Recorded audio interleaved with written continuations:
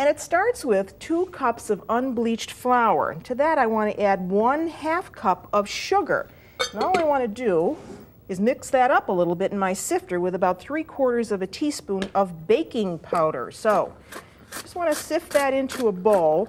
And what I'm making here is really the pastry that will house a custard filling, a very basic filling that you could really use for other things as well. So once you've got the flour, the sugar, and the baking powder sifted together, well, then you can add some vegetable shortening. And here's 1/2 cup of vegetable shortening. And you want to get that coarsely mixed into your flour. So you can use a pastry blender like I have here, or if you really want to be authentic about it, well, then you can just use your hands. This is the lazy way out. So get it all mixed in until it's rather coarse.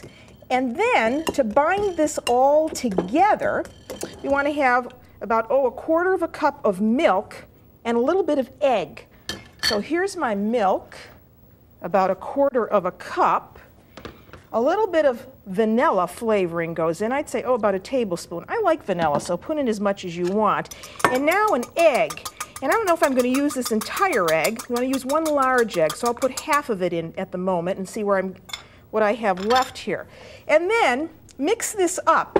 You want a nice ball of dough. And you want to make the dough first, because then, of course, you can go ahead and let the dough rest while you're making the filling part, the custard part. And then we want to let this rest in some plastic wrap, for about 5 minutes or so. So that looks good. Let me get that off of my hands. And you see how nice and soft that is? And that's ready to go into some plastic wrap. And now this is the trick to making a decent custard. Put the sugar, about 2/3 cup, in your saucepan. And then you want, about 3 tablespoons of cornstarch in with that, because this is going to be your thickening agent. And then with a wooden spoon off the heat, mix this up until you have no lumps. You don't want any lumps in this. And you want to put that on medium-high and have ready some milk. And here is about 1/2 cups of milk. And I want to put that in slowly, so I mix in all of the dry ingredients very, very slowly to keep the mixture smooth. And once the milk is in, then you want to add some butter. And mix that around until you can't feel the grains of sugar on the bottom of the pan anymore, and the sugar is starting to dissolve with the heat.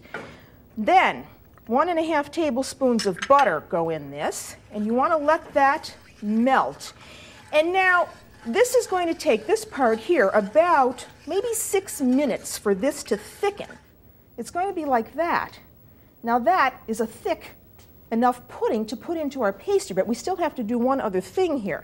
And what we have to do is add some egg to that.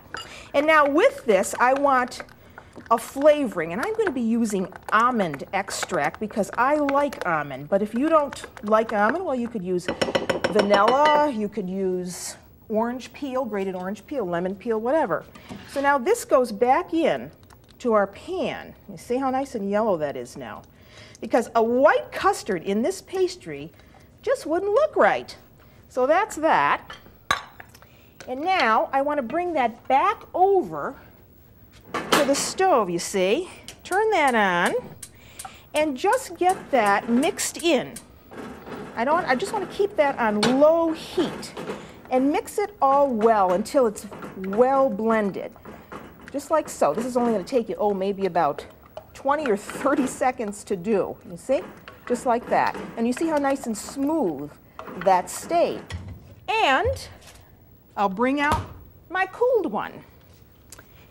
And let me show you what that looks like. There's a cooled pudding. Doesn't that look good enough to eat? And roll this out, to about 1/4 inch thick. You see how beautiful this dough is. It's easy to roll. It's not going to give you agita because it won't move.